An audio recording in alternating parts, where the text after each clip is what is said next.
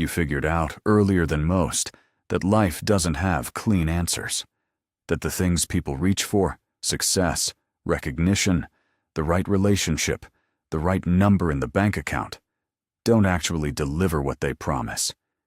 You could see the machinery behind things, the way systems work, the way people perform, the way meaning gets constructed and sold and consumed and found lacking. You could see all of it, and you thought that seeing it would make things easier. It didn't. Nobody tells you that the mind, capable of the deepest understanding, is also the mind most capable of the deepest dissatisfaction. Nobody warns you that the same intelligence that lets you see further than most people also means you can never fully rest in the comfortable illusions that make ordinary life bearable for everyone else.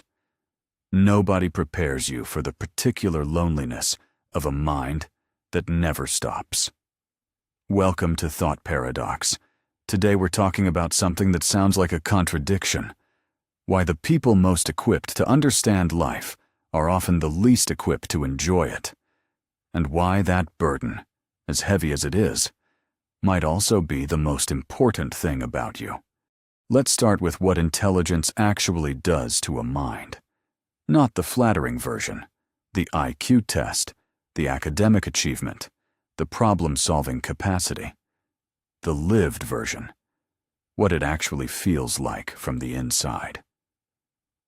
Higher intelligence is fundamentally associated with depth of processing, where the average mind receives information, draws a conclusion, and moves on. The highly intelligent mind receives information and keeps going. It looks for what's underneath, what connects to what else, what the conclusion implies, what the implication implies, what happens 3 steps further down the chain of consequence.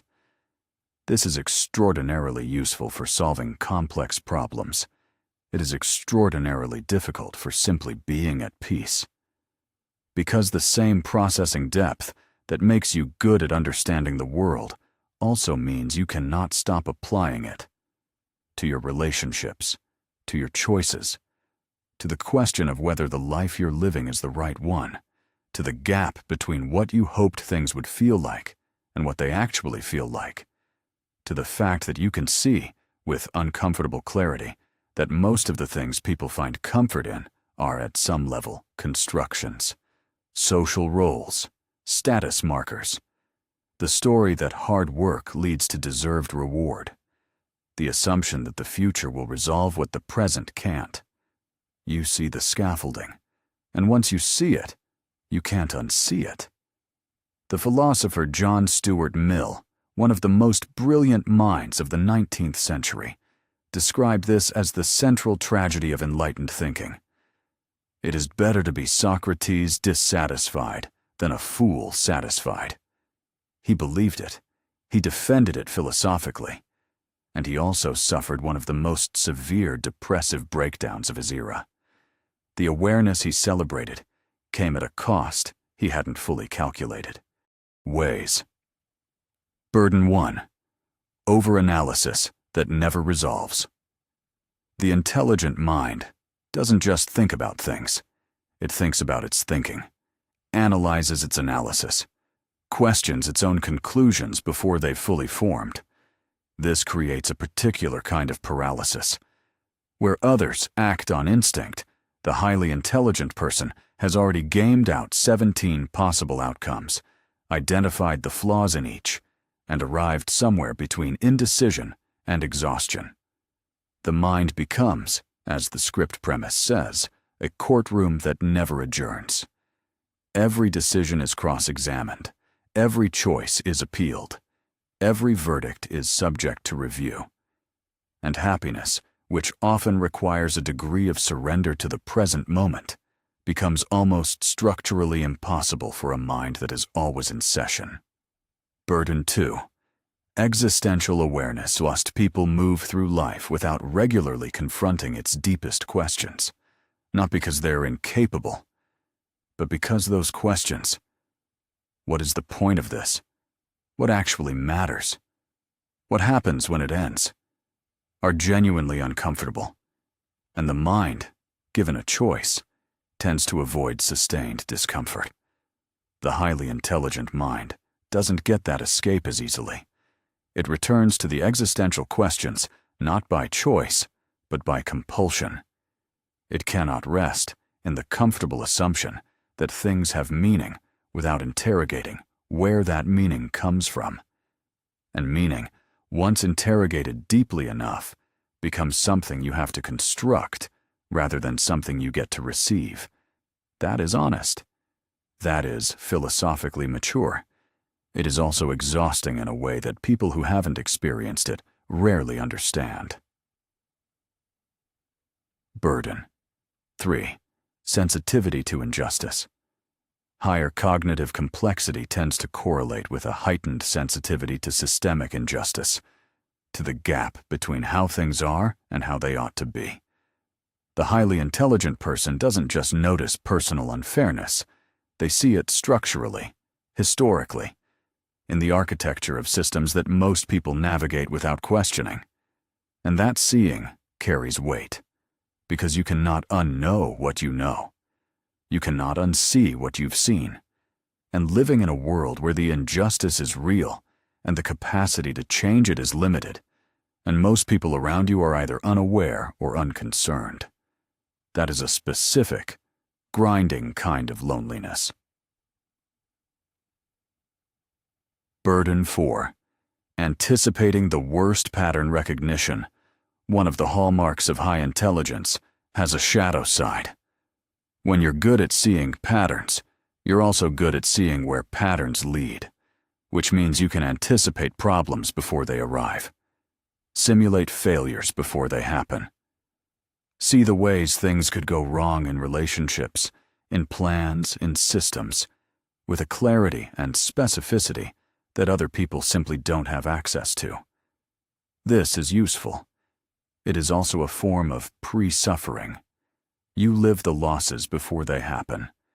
You carry the weight of futures that may never arrive, and all that anticipatory grief sits in the body, real, physiological, exhausting, for things that exist only in probability. Burden 5. The performance of simplicity. Perhaps the quietest burden of all. Highly intelligent people often learn, early on, to perform a version of themselves that is more digestible to the rooms they're in, to not say the thing that goes too deep, to laugh at the surface of conversations they could take somewhere real, to exist in social situations as a slightly simplified version of themselves, because the full version has, on enough occasions, made people uncomfortable. And that performance is its own kind of exhaustion, not the exhaustion of doing something hard, the exhaustion of consistently being less than you are. Intelligence doesn't just create awareness, it creates isolation. And this is the part that almost never gets said out loud. The highly intelligent person often exists in a particular kind of alone, not the alone of having no one around. Sometimes the most isolated moments happen in crowded rooms, at parties, and conversations that skim the surface of things they live beneath. It's the alone of feeling that the frequency you operate on, the depth, the questioning, the inability to find genuine rest in shallow connection, is not one that most people around you share. So you adapt. You learn to meet people where they are. You become skilled at existing in multiple registers simultaneously. The surface version for the room, the actual version kept carefully private. And over time, that split becomes its own source of sadness. There's a concept in psychology called intellectual loneliness, the specific pain of having no one to think with. No one who wants to go to the places your mind naturally goes. No one who finds the questions as interesting as the answers. For many highly intelligent people, this is the central wound of their social lives. Not rejection, not conflict, just the persistent, quiet ache of being in rooms where the conversation never quite reaches you where you actually live. Let's acknowledge the uncomfortable truth at the center of this video. Ignorance really can be bliss. Not in the dismissive sense, not as an argument for willful unawareness, but in the simple, neurological sense that a mind which doesn't see the machinery behind things, which can take the film at face value, enjoy the performance without deconstructing it, has access to a kind of uncomplicated pleasure that the highly intelligent mind often doesn't. Research consistently shows that people with higher IQ scores report lower moment-to-moment happiness than average, not lower life satisfaction necessarily, not lower meaning or purpose, but lower hedonic happiness, lower capacity to simply enjoy the present without the mind interjecting. Because the interjection is automatic, the analysis runs whether you invited it or not. The sunset that someone else experiences as simply beautiful becomes, for the highly intelligent mind, also an occasion to think about impermanence, about the physics of light, about the last time they stood somewhere like this, and what was different then. It's not that the beauty isn't felt, it's that it's never felt alone. It always arrives with company. Here's where the real work begins. Because many highly intelligent people make a specific error about happiness, one that their intelligence actually makes more likely, not less. They treat happiness as a problem to be solved. They research it. They build frameworks for it. They identify the variables, relationships, purpose, health, autonomy, and optimize accordingly. And then wonder why, with all the variables correctly arranged, the feeling still feels slightly out of reach. The error is categorical. Happiness is not a problem. It is not a destination that correct thinking leads to. It is not the output of a well-optimized life. It is a state, an experience, something that happens in the body, in the present moment, in the space between thoughts, rather than inside them. And highly intelligent people are often, precisely because of their intelligence, least comfortable in that space. The mind that is always analyzing is not present, and presence is where happiness actually lives, not in the conclusion of the analysis, not at the end of the framework, not once you've figured it all out, in the unremarkable, unexamined, fully inhabited moment. The meal that's just a meal, the conversation that's just a conversation, the walk that isn't also a metaphor for something. These are not intellectually interesting states. They are the states in which human beings are most alive, and learning to inhabit them, for a mind that finds them almost structurally threatening, is perhaps the most sophisticated challenge an intelligent person can take on.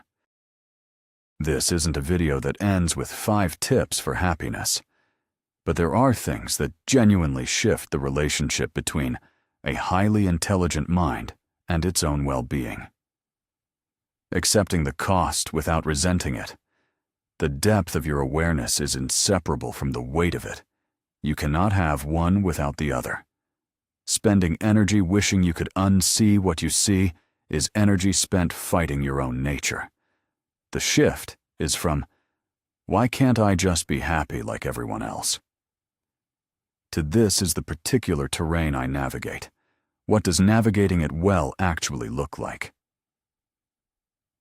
Finding your people. The intellectual loneliness is real, but so is its remedy.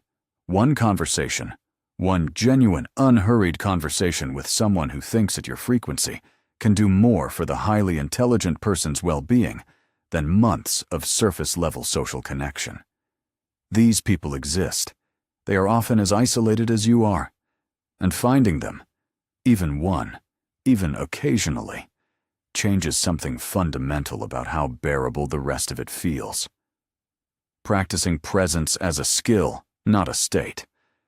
Presence doesn't come naturally to a mind that is always in motion, but it can be practiced, not through forcing the mind to stop. That's a battle you won't win. But through giving the mind something so immediate, so sensory, so fully in the body that analysis doesn't have purchase. Physical movement, music, making something with your hands. The practices that are oldest in human history, because human beings have always needed ways to come back to themselves from the places their minds take them.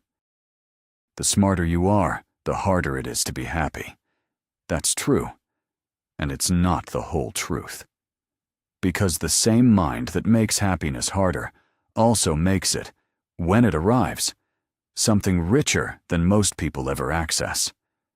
The beauty you feel when you feel it goes deeper than the surface.